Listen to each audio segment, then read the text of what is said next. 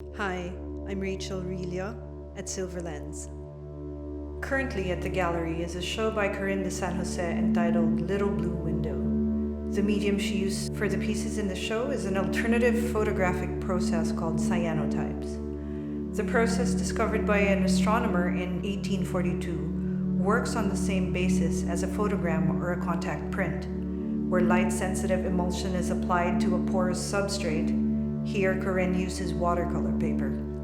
Once the substrate has dried, objects or a negative is applied directly and then exposed to light. After the desired exposure time is up, the paper is then stopped and fixed simply by rinsing in water. 56 Days is an epic piece. For 56 days, while quarantined in her apartment in Makati, Corinne makes negatives of video static noise from the internet and exposes one a day for 56 days. Every day she leaves the prepared layer of paper, chemicals, negative, and sandwiched between glass on her windowsill for a full day.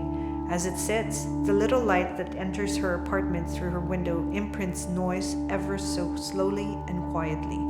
The process alone is a performative act of recording time. The outcome varies in its abstract patterns, mimicking days in quarantine. Some days are clear, routine, and some are hazy and paralyzing.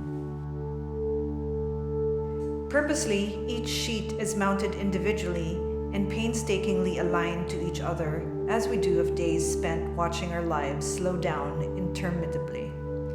Flip-flopping from feeling time going snail-paced to wondering where it went as we blink in safety, we are reminded here that we all need to make space and sense of time and all the noise and silence this pandemic brings.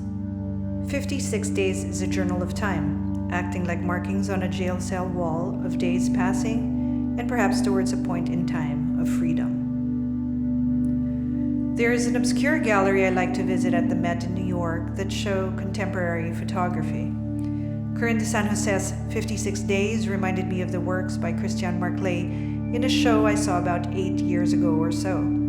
Other than using the same medium, Marclay, like de San Jose, works with both ideas of time and sound.